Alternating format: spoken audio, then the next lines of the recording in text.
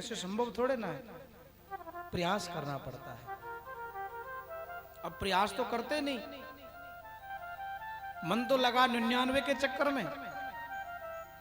हर व्यक्ति अपने 99 को 100 करने के चक्कर में पड़ा हुआ है। 99 का चक्कर बड़ा भारी है। कैसा है? एक महात्मा थे और बड़े प्रसिद्ध हो गए, खूब चेले चपाटे बने उनके। अब चेले बनते हैं, शिष्य बनते हैं तो धन दक्षिणा तो देते ही हैं। अब दक्षिणा आनी प्रारंभ हुई, खूब धन आया तो सोने की 9 असरफियां आ गई उनके पास। 99 असरफियां।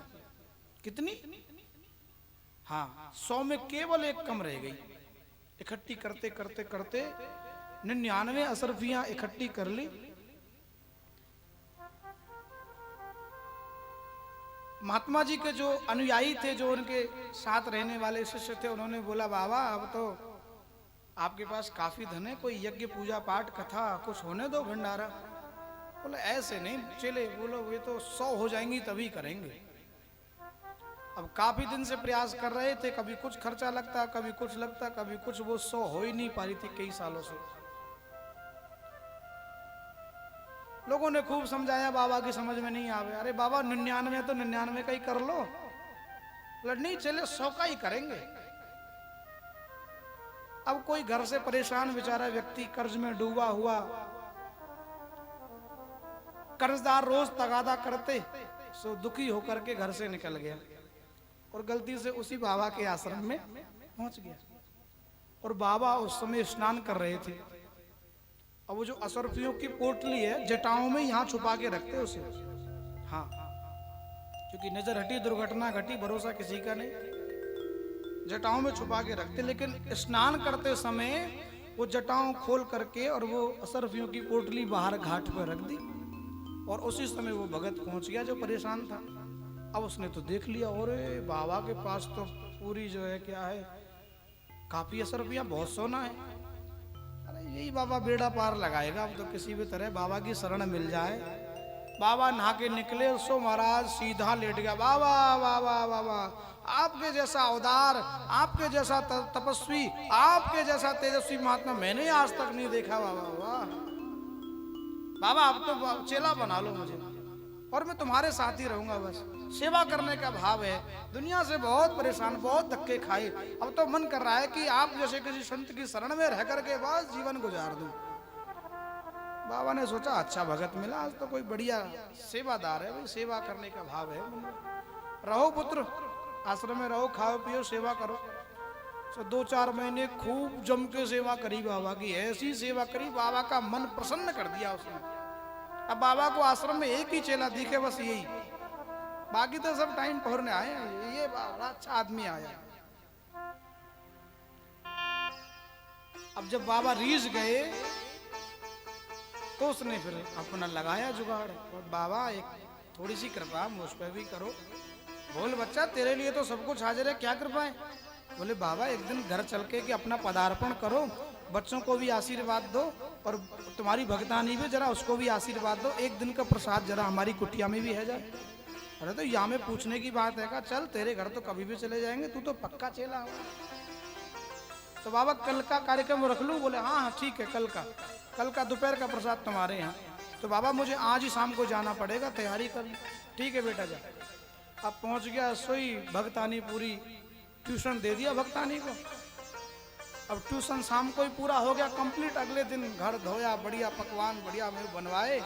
सही बाबा आए, प्रसाद हुआ। प्रसाद होकर के बोले अरे भगतनी, बाबा को दक्षिणा वक्षिणा दो, लाओ वो असरफियां रखी भीतर संदूक में और 2-4 असरफियां बाबा को दान कर दो। ऐसे बाबा कहाँ मिलते हैं। अब ट्यूशन तो पहले ही हो गया था।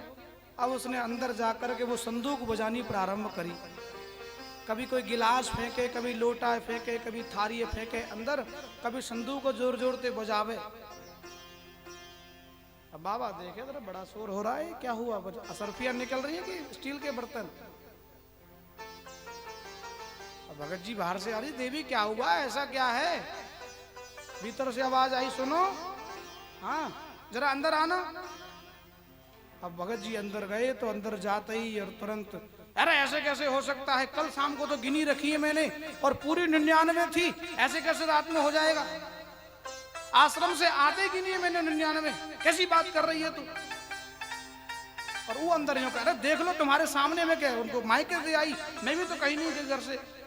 और दोनों में अंदर झगड़ा हो रहा है। बाबा बोले, क्या हुआ भाई भगत जी? अब दोनों बाहर आ गए। बाबा कल रात को 99 सरफियां पूरी गिन के रखी मैंने और कह रही है एक भी नहीं है। मैं तो सोच रहा था मेरे पास ठाकुर जी की कृपा से खूब आनंद है, 10-20 सरफियां बाबा को दान कर दूंगा। और जोर से शोर मचने लगा तो महाराज आस पड़ोसी आ गए, क्या हुआ भाई, क्या हुआ क्या हुआ? अब घटना सबको पता चली तो बड़े आश्चर्य में सब लोग, वहां देख लो वहां देख लो, उससे पूछ लो कौन तुम्हारे घर में आया, ये आया। अब कौन तुम्हारे घर में आया? भैया कल शाम को आश्रम से आके गिनी, उसके बाद कोई नहीं आया, बस गुरुजी आए। अब एक बोला, पर गुरुजी से पूछ लो। ओए खबरदार, मेरे गुरुजी के बारे में कुछ बोला तो गुरुजी कभी ऐसे नहीं हो सकते, मेरे गुरुजी बड़े सच्चे हैं। अच्छा। दूसरा बोला, भाई ठीक है वो तो, पर लेकिन समाज को क्या पता, हो सकता है समाज के आगे तो गुरुजी को क्लियर कर लो। अब गुरुजी का नाम आए तो खून का पसीना होने लगा। और तुम क्या सोच रहे हो, गुरुजी हमारे ऐसे हो सकते? तुम 2-4 आदमी तुम तलाशी ले लो गुरुजी की। अब 2-4 आदमी तमाशी लेने लगे, सो महाराज जटाएं खोली, सो फटाक से पोटली नीचे 99 की गिरी। अरे ये क्या है? अरे ये तो असरफियां हैं, गिनिया भाई गिनिया, पूरी 99 बैठी। लोग बोले देख ले और जमा ले गुरुजी भंडारे में ले। अब महाराज गुरुजी तुम भी ऐसे निकलोगे? मुझे ऐसा अंदर, तुम अंदर घुस कैसे गए, कब कब घुस गए? फिर तो अंदर तो गुरुजी नहीं घुसे, लेकिन तुम चमत्कारी तो हो, तुमने जरूर कोई जादू किया होगा।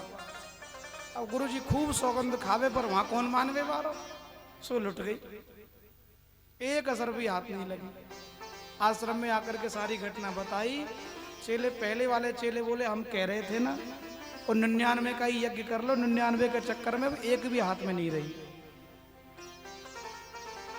सो यही हम सबका है, हम अपने 99 को 100 करने के चक्कर में पड़े हैं, लेकिन वो 100 होता नहीं है, वो गलती से 99 भी हाथ से चला जाता है।